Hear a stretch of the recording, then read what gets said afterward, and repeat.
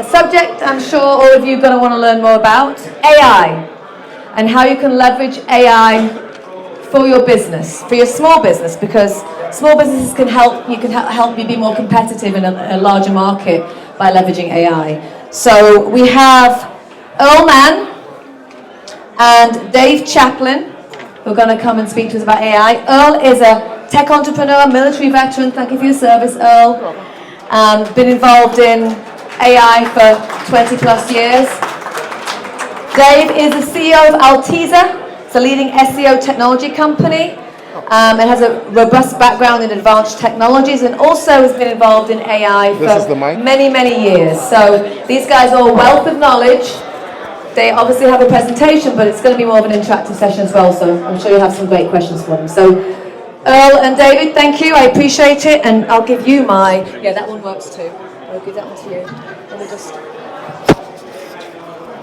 All right. There you go. Testing? Yeah, that works. Good, good. Give Earl and David an applause, just so I know who we're talking to, how many brand new founders in the room? Or soon-to-be founders? Just a couple. How many current business owners? Of the current business owners, how many are in tech?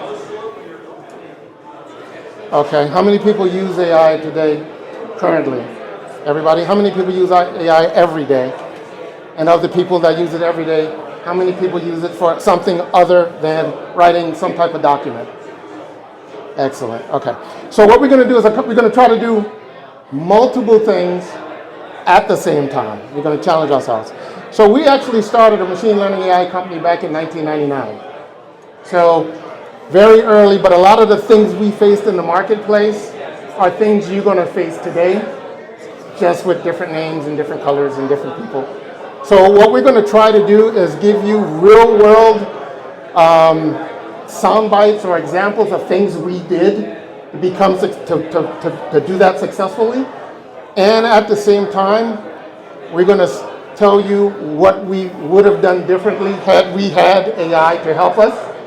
Back then, we were selling AI, but we didn't have AI to help us. And it wasn't as prevalent as it is now.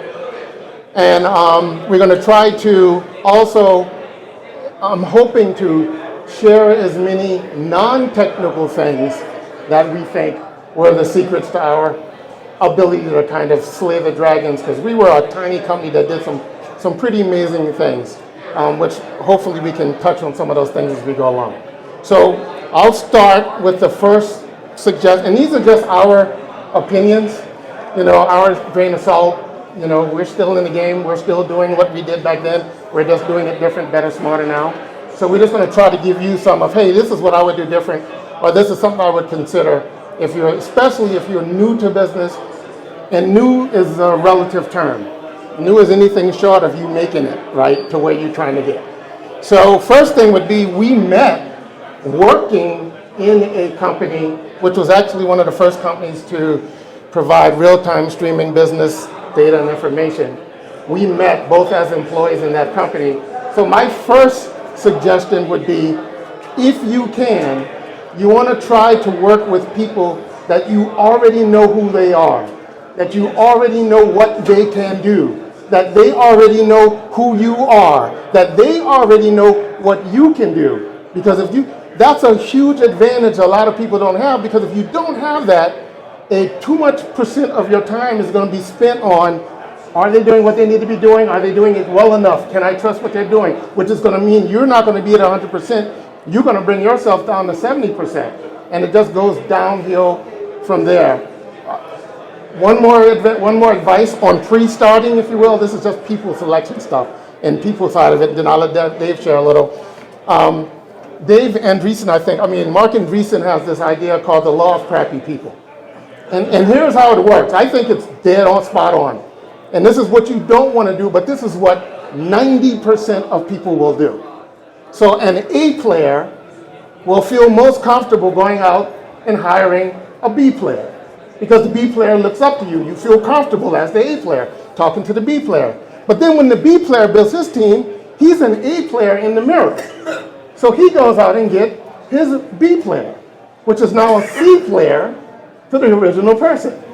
Then that person, who they feel most comfortable talking to about building partnerships and strategic alliances, they go to their relative B player, which is now a D player to the original person. So what you want to overcome, and you have to consciously overcome it, you do not want to hire down. You do not want to partner down. And that's not a value judgment. It's more about you than them. It's most people feel comfortable talking to people that haven't done what they've done or not as good as they are. And this is very complicated and difficult to do, but it's not difficult in sports. If you don't view yourself as the CEO leader, but more as a coach, there's not a single coach in any professional team better than any player on their team. So it's doable. You just have to reposition in your mind what your role is and who you are, and fight the urge to recruit down, or to hire down, or to partner down.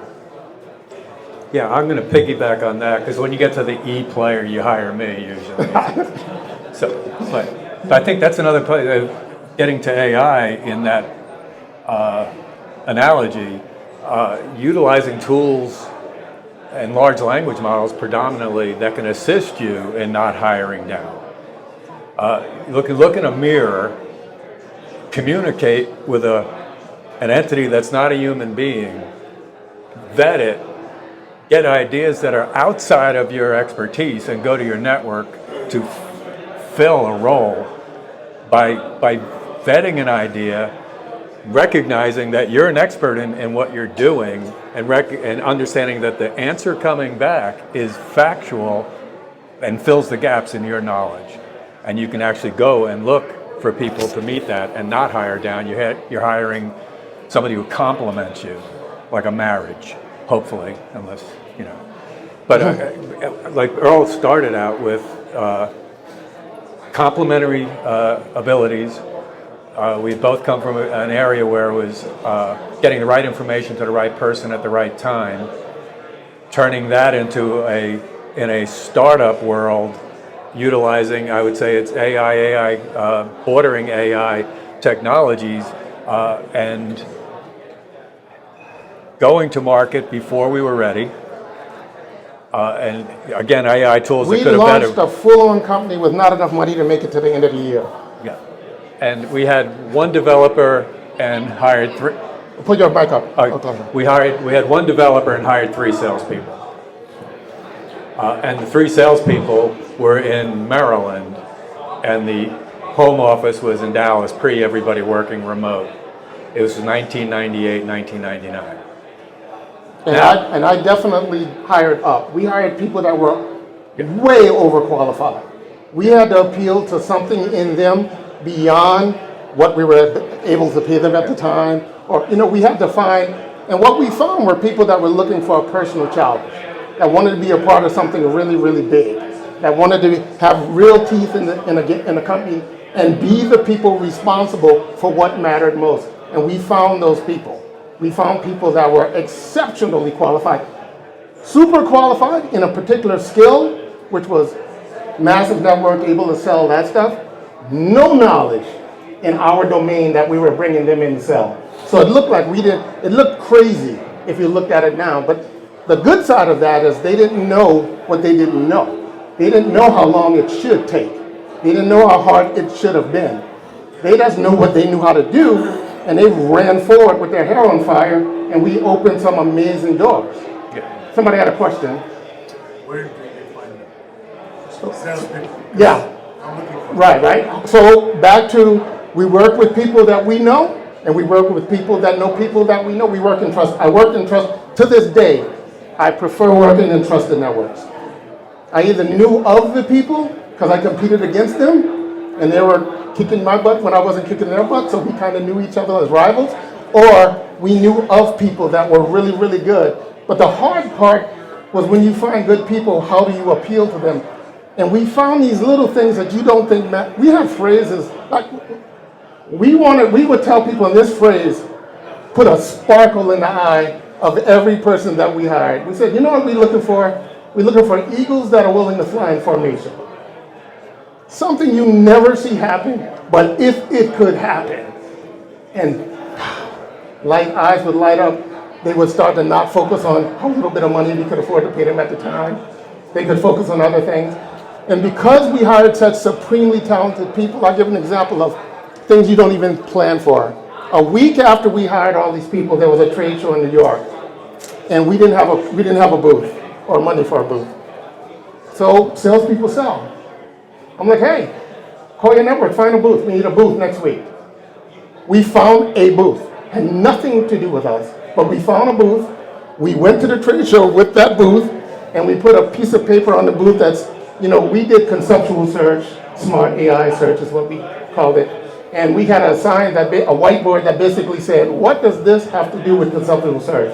And we just let the people walking by stop and wonder and try to answer that question. And we had a little group of people hovering around the booth. We would have never thought of that. We would have just never thought to do that. Yeah, I'd say the downside of a lot of AI in the marketplace now of hiring and going after people you don't know are positioning very well using AI to meet any job description or job rec you'd ever want. And then as a small business, you go on like an Indeed or something, and there you got 500 resumes for a single job, and none of them are qualified, but they all look perfect. So it's the downside of, and why I always say use AI and where you're an expert. It's a force multiplier, and you can validate it and trust it because you're an expert. And now it's a whole lot easier to expand out. And there's tools. And after this, I can email stuff, things that I use in business now that could help in whether it's workflows or content creation. Our business now is using AI to create content for a large cruise line. And the key is everything's got to be human guided. Everything's got to be human vetted. You got to be willing to sign off on it. Even if it's doing code, if you're an expert in code, you can use tools to automate coding, but you better be an expert in coding. And it can block, if you have blockages and things, there's a lot that can be done when you have a good idea of what to expect from it. But in the recruiting world, it's ugly. And hiring that you don't know, it's very bad because it's so easy. Right now, I could apply for 100 jobs in 3 minutes with 100 different resumes. And and that's what's happening. We actually end up using our AI back in 2000 to help navigate through the avalanche of back then resumes and stuff. So we were looking at the market and we were like, wow, it's still in the same place. And we did things the hard way. One thing, the great thing about it is we weren't ready. We had 3, and we're talking 3 salespeople that are like Earl, like fearless. Like he used to get up on a Friday afternoon in the sales office and try to get to Larry Ellison at Oracle. Cold calling, and everybody would gather around and have a good time. And he got to the door. He got one level away. Never got to him because he's a failure.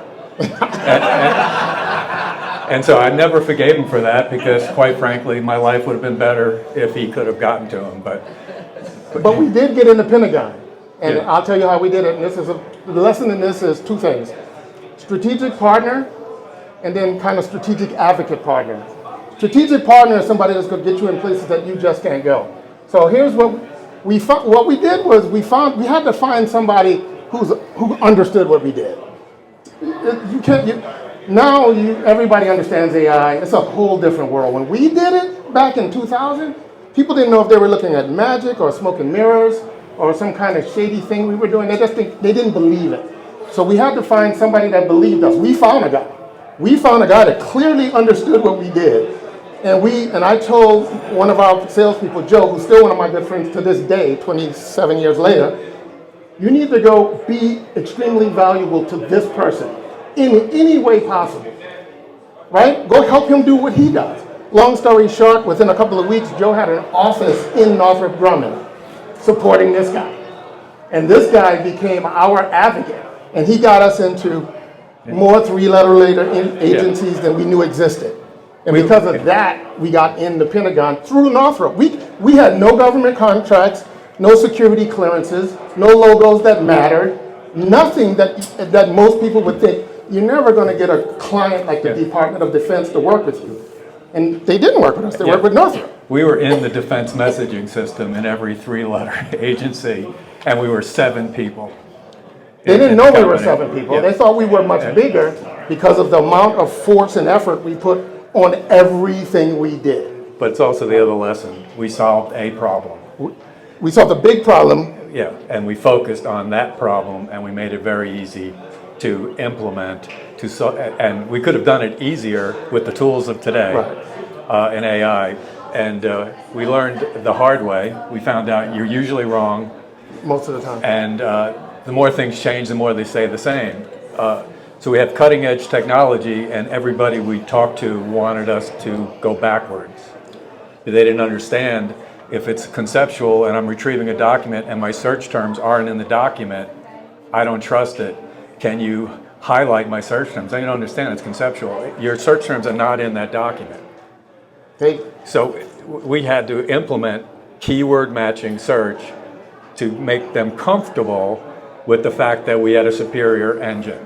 So if you're advancing and doing something on the cutting edge, I actually believe you can utilize some tools that are out there now to help you message and do a better job in communicating the fact that you're seeing a paradigm shift potentially, or this is not what you're accustomed to, and get used to it.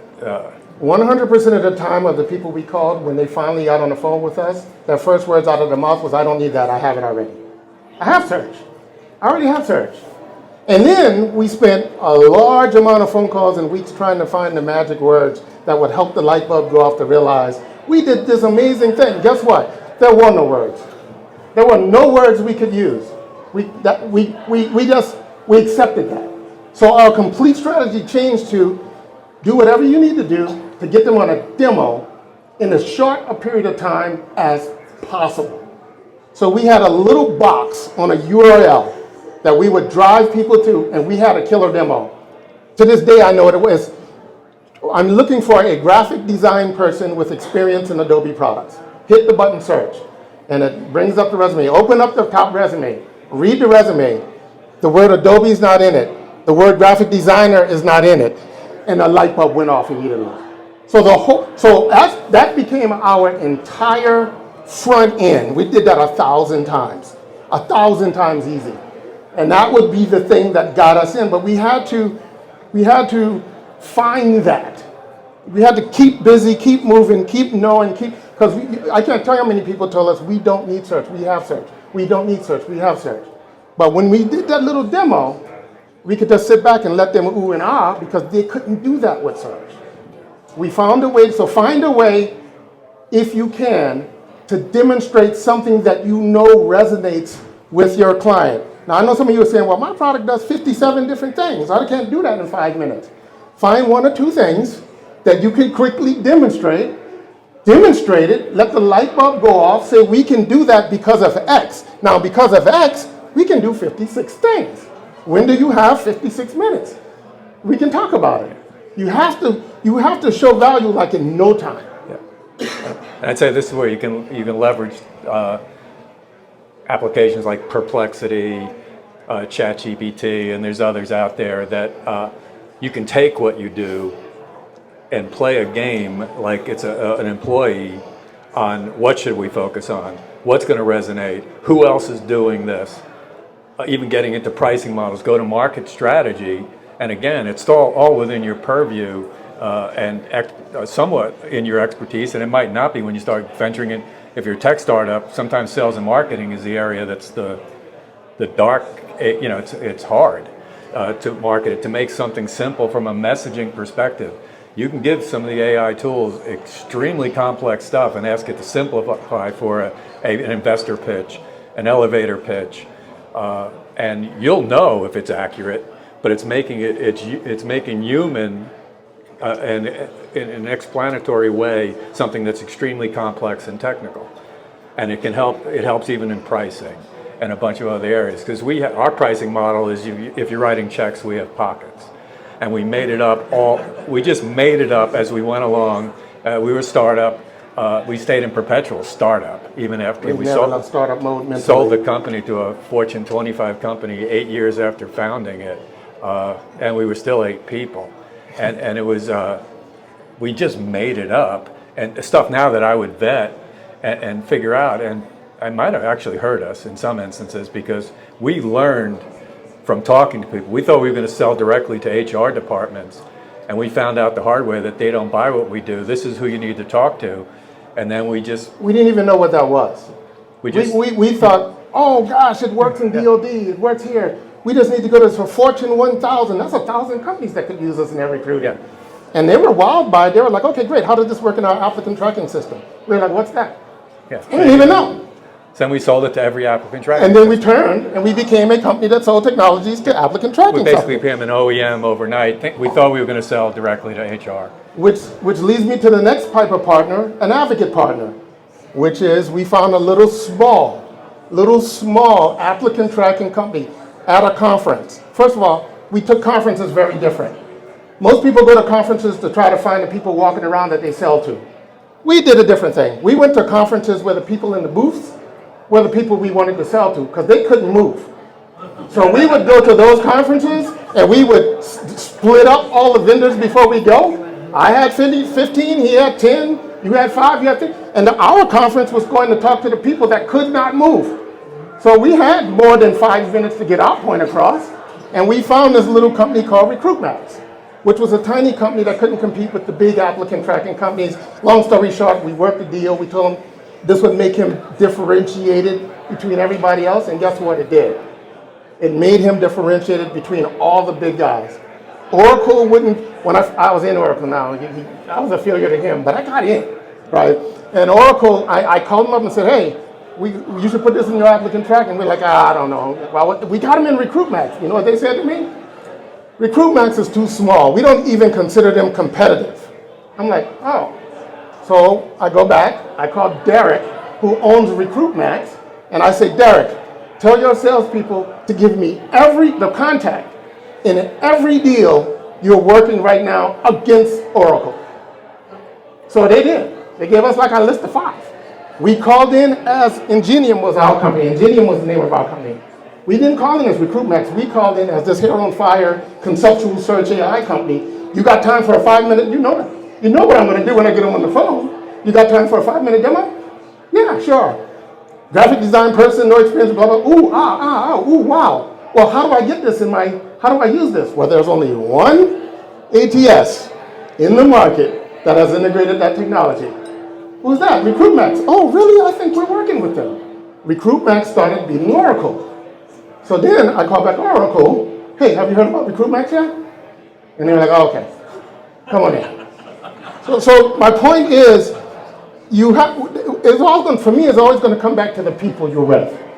Either you believe in what you have to believe in who you are and what you have, at least, this is a minimum lease, at least as much as they do about what they do and who they are. Otherwise, you will always win that day, and you would get in, and we got in, and that's how we ran the tables, as we call it, in applicant tracking systems. We disrupted that whole industry. This little company, they thought we were like 300 people big, and everybody knew the brain. Oh, you guys are the brain that's in RecruitMax. So the conversation carried without us being there. So that's an advocate partner if you can get that, right? People that are basing their differentiating on what you have brought to them. Now, when you talk, other people will call you when you can figure that out. Yeah, I'm trying to think. I know, and we haven't touched on things like Llama, DeepSeek, Seek, I should say. Yeah. Which is the hot news of the day. Yeah. And I'm curious if anybody does anybody care? Is anybody building any solutions around open source, large language models, any of that kind of stuff going on? Yeah. I actually tried it a couple of days ago in particular. I found some Linux servers that were just offering free access. Yeah. It's pretty good. It's amazing. That's good. Yeah, and it's interesting because it gets into another thing from product design and advantage, how much less resource intensive it is, and it's also it's interesting, of course. But it also opens some doors, and I just really, one thing I would recommend from this, any challenge you're facing, I'd play with some AI around idea generation and stuff like that, and that's one I really want to dig into because the fact that it's a mixture of expert kind of approach versus this really dense large language model, it's intriguing the kinds of responses I think it's going to produce, and the fact that it's open source, I think it might get away from having the TikTok problem that's gone on with banning and stuff because it's coming from China. But I would dabble in all of these things that you possibly can. Perplexity being one of my favorites on any kind of retrieval augmented generation, answering of questions.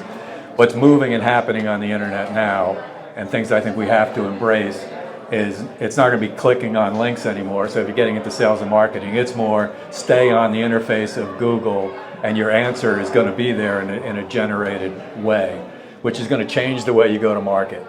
It's going to be critical in sales and marketing that you embrace that your content, your websites and all are optimized for that type of action. People clicking links like old Google is diminishing at a rate that's almost mind-numbing. They're keeping you on the page, unless you click on an ad. They like that. We're big fans of private models. We actually have labs. So we don't work together currently quite yet. We have some ideas. I think it's time for us to remerge and launch some things, but those are coming. But we've actually, on my side, we've actually built some AI labs that specialize in making private AI models. And the reason we like open source as the platform underneath that is because ultimately your inference cost will be a fraction of what it would be when you try to do these things with large language models. And most people don't really understand there's a cost to large language models, and large language models will hallucinate. They're not hallucinating to themselves. That's what they're actually built to do. You know, we just recognize it when they do it. So the way you can get out of that is by building private AI models using more than one type of AI. So we use LLMs, we use extractive AI, we use statistical analysis, which a lot of people do now, and we use knowledge graphs. All four of those will minimize hallucinations, will maximize its understanding, and we do it on your data. So it becomes an expert on who you are, and then it's up to your innovative and creativity to leverage that however you want. We're focused on small banks now and financial institutions, but it's going to be broader as we really come to market. Yeah, I don't know, anybody here from a graduate of Harvard Business School?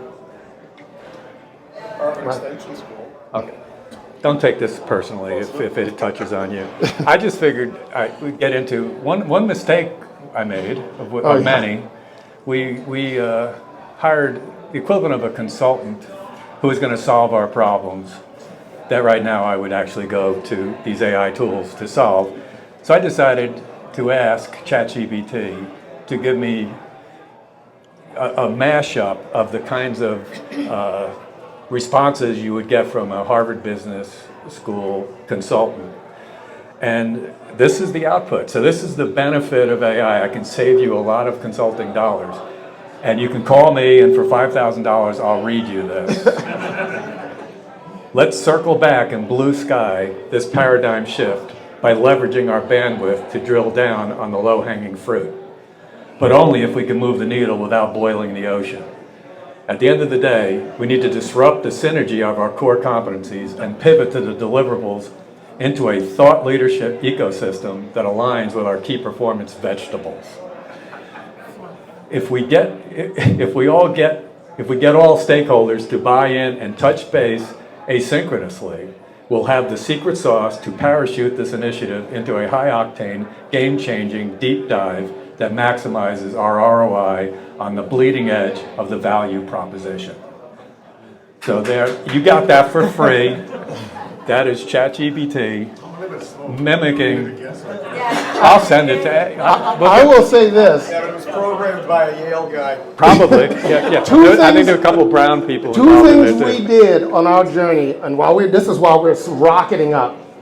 We failed to stay true to our own founding principles, and we got seduced into bringing in these, nothing against Ivy League at all, because they are way smarter than me and blah, blah, blah.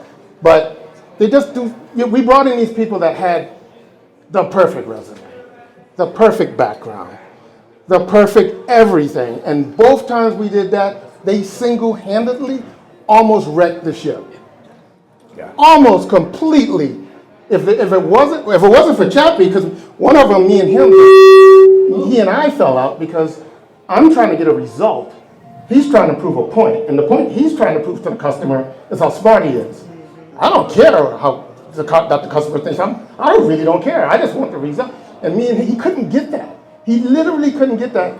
And that one moment actually changed. That really changed me as a person too, because I realized he had great PowerPoints though. He had unbelievable PowerPoints. No, amazing.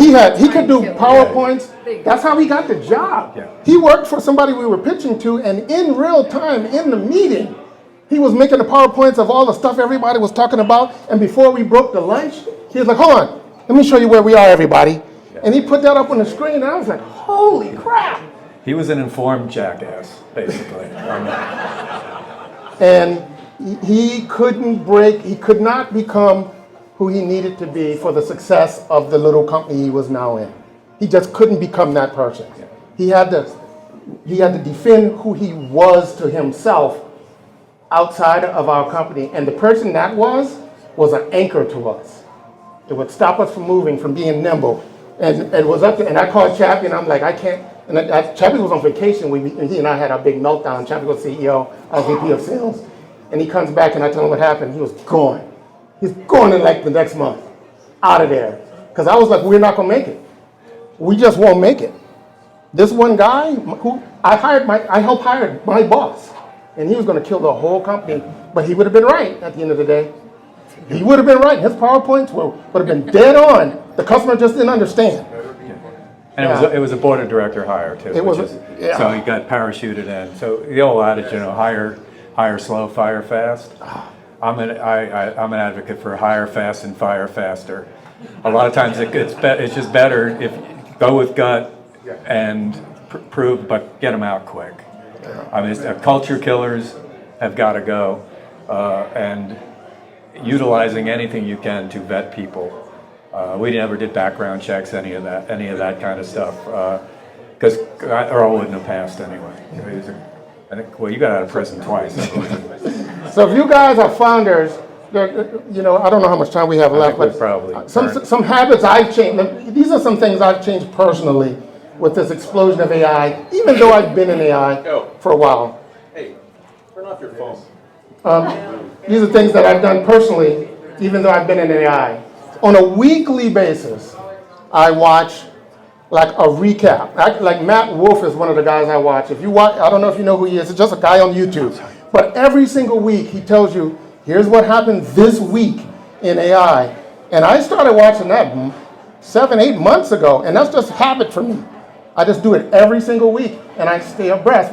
And then when he does things that I'm like, oh, I can use that personally, I make a note, and I go figure it out. I go play with it. I go use it. I go understand it. Because like Chappie said, you have to find a way to be a force multiplier, right? What we now can do as individuals, everything, if you want to have a custom presentation, PowerPoint, if you want to write copy, if you want to do all these things, when we were launching Ingenium, all of those things cost us money because we had to pay other people to help do those things.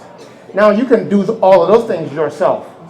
You shouldn't be outsourcing inside of your company things you can't do yourself with the aid of AI. But Chappie said the most important thing, which is you have to be an expert to trust AI. AI is so good that if you don't know it's wrong, you won't know it's wrong. You just won't know. Yeah. So you have to stay in your lane, but you should use AI to augment you. You should be super person right now. You should be doing, I have custom presentations every time I speak to a customer. Custom art, because I play with the art AI all the time, because it's fun to me. I just pick the things that I think are fun, and I play with them on a weekly basis. Start off crappy. This stuff doesn't work. It doesn't give me what I want. 6 months later, where'd you get that? Oh, I just whipped that up. I did that. I just do it, because you learn how to talk to it by continuing to talk to it. If you only do it here and there, you're never going to be good at it. Any presentation, any pitch decks, any all of that. Elevator pitch, all that kind of stuff. It's like you have it framed in your head in a way, and the AI is turning the diamond, and it'll shed a different light on the same subject by prompting it, interacting with it, not turning it loose. And quite frankly, it can become artificially stupid pretty easily if you leave it to its own devices. So I'm not using it in any way in an automated way. Everything's human guided, edited, even with client. We have workflows where clients are taking part in the editing process to the point where probably getting 8 long-form documents out at the speed it would take for one, and all of them would be capably bylined by somebody as though they had written it, because it's not hit ChatGPT and spit it out. Brand voice, all those kind of things can be done. You can have your look and feel that's individual to you. Your writing style can come out through AI. You can train and upload documents in your writing style to get stuff back. And then all of a sudden, what would take you 2 hours to do, you can get done in 5 minutes, and it's you writing it. You're going to endorse every bit of it, and you can hit send in an email, and it's just a multiplicative effect. The other thing is, the perfect is, don't wait for perfect. Now this is Marine Corps, so I go in and out of what I learned by being a startup guy for 30 years and what I learned by being trained to do certain things a certain way as a Marine Corps officer.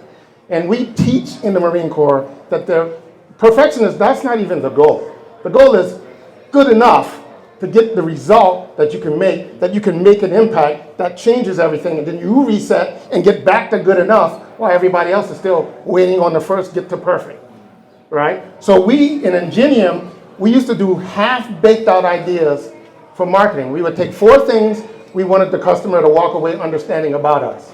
We would reach out to them and say, hey, can you do me a favor? These are 4 things we want to put in marketing materials. Which one of these makes the most sense to you?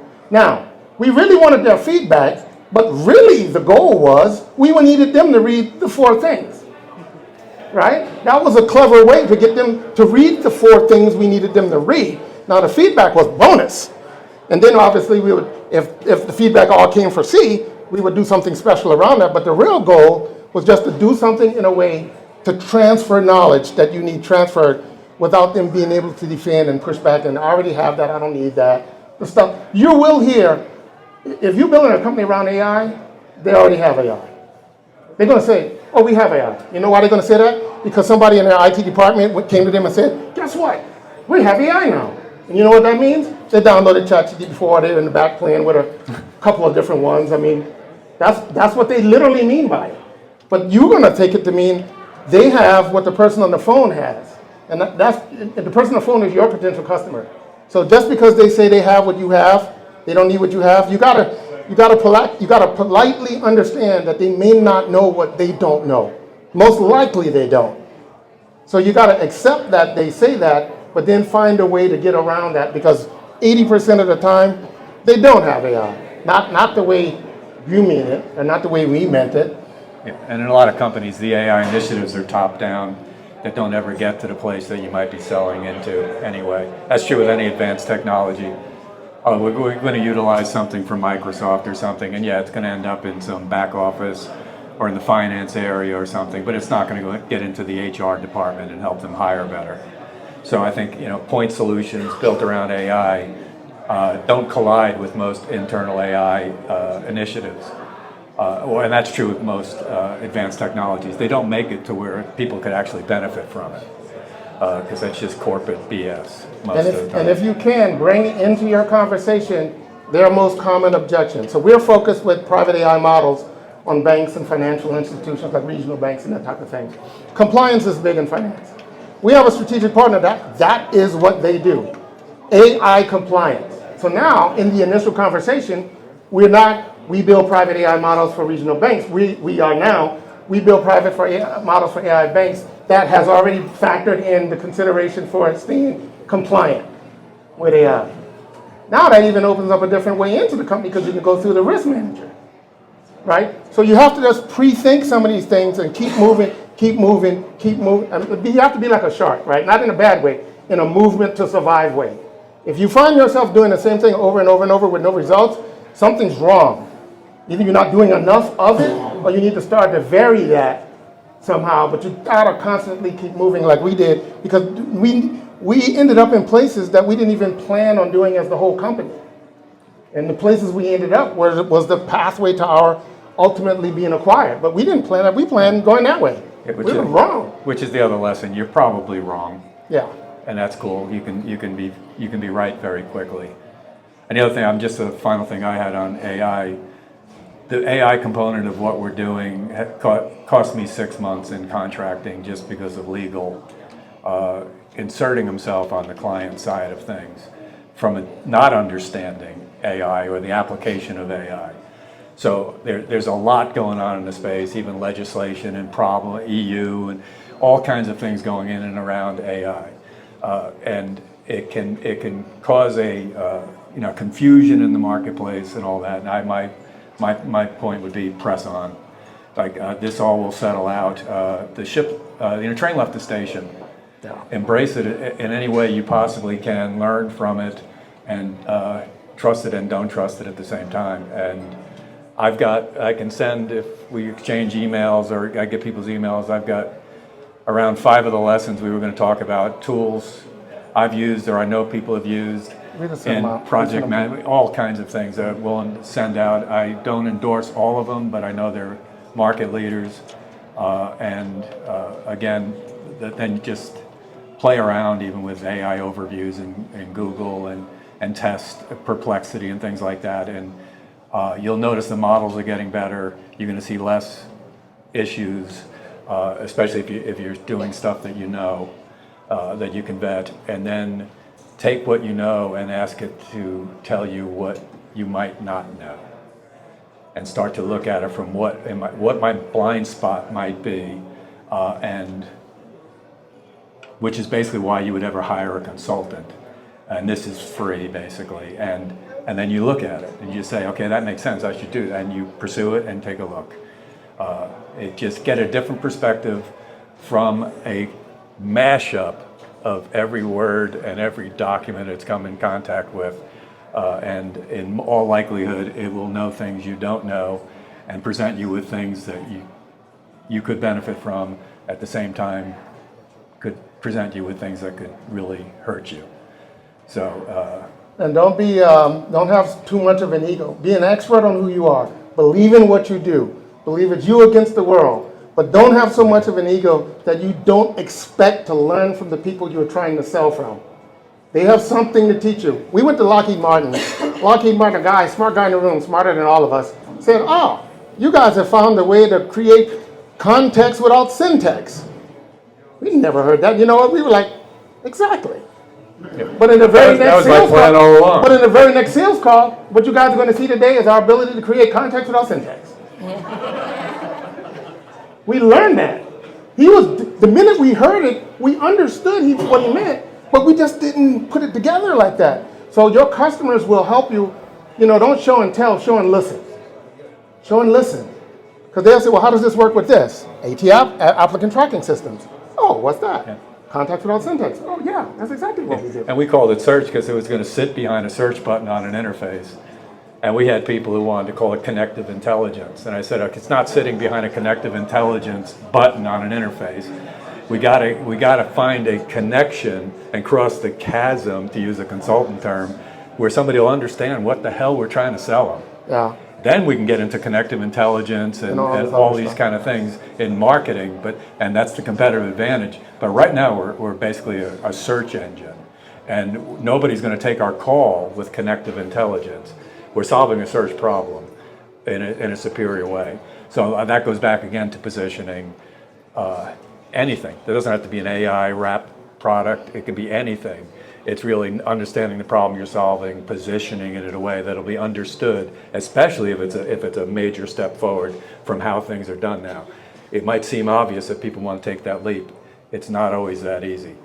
Positioning is going to matter a lot. I think we've probably heard. I barely said anything. It's Earl. I have one question. What do you? Oh my gosh. DeepSeek. Yeah. So. We touched a little on that. I mean, the thing that I'm excited about, what just got exposed with DeepSeek, is that people suddenly realize that it's about price and simplicity and availability as much as it's about it being good, right? Because NVIDIA and all those guys lost all of that market share because there was this perceived barrier to entry to play in that world. Now that veil is kind of gone. But for us, it was a decent day for us because our AI labs is all built around open source LLMs at the bottom of it, but we chose open source because the inference cost is a fraction of what it's going to ever be in a large language model. So a bad day for some is a good day for others. I encourage you to get in there and play with it, find yours, the day that you like, and then buckle down and make it work for you. Yeah. I personally am not going to put the app on my phone. Okay, I hear you. I would love to put it in a lab from the source code perspective and validate that I don't have stuff going and leaving that's of interest to me.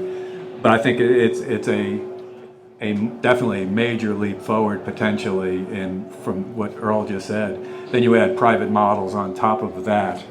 And I like the fact that it really just activates the part of the large language model applicable to what you're asking, where traditional inference or whatever they call it, it's the entire model is activated, hence the cost. So that the scaling and the speed, I mean, it's a leap forward. You already have people coming out now saying they have something better. I think Alibaba. Yeah. So this is an arms race. It's going to continue to change. It's going to be always something